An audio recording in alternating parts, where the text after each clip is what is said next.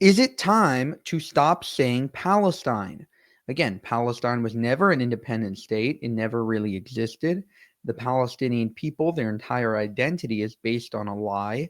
And so, therefore, a man asked Douglas Murray something to the effect of, maybe we should all get together and stop giving credence to this lie by even saying and uttering those words. By saying that people are Palestinian, you're giving credence and credit to their identity in the same way that you would if you said that a transgender male is an actual male, when in reality they are a female.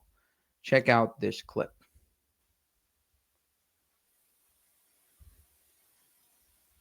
Thank you very much. Would you agree, Mr. Murray, that the current wave of anti-Semitism is based on the fallacy that the state of Israel was founded on a nation called Palestine, which never existed as such? And would you then, if you agree, join me in no longer using the fallacious words Palestinians, Palestine, pro-Palestinian protests, which all seem to perpetuate the myth that Jews are villains who steal other people's countries? Yes.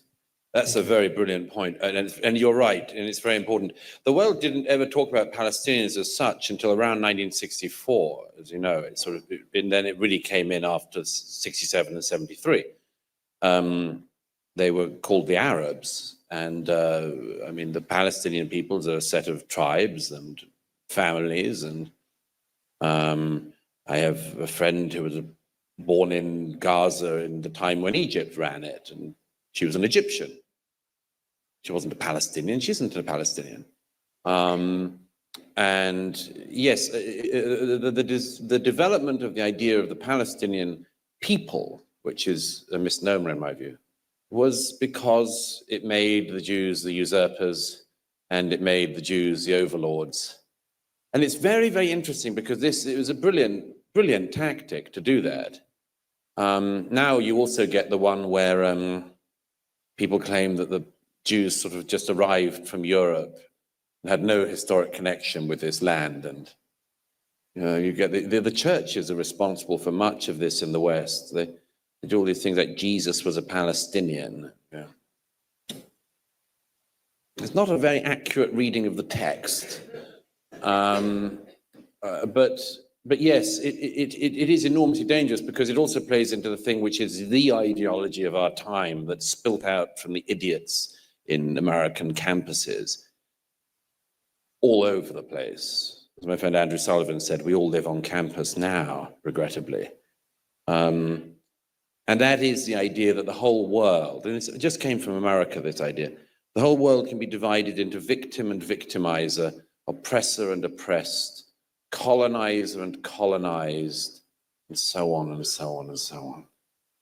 And of course, it's a totally inadequate way to understand America, but to try to impose that on the Middle East and on the Israeli-Palestinian question, the Israeli-Arab question, is quite wrong.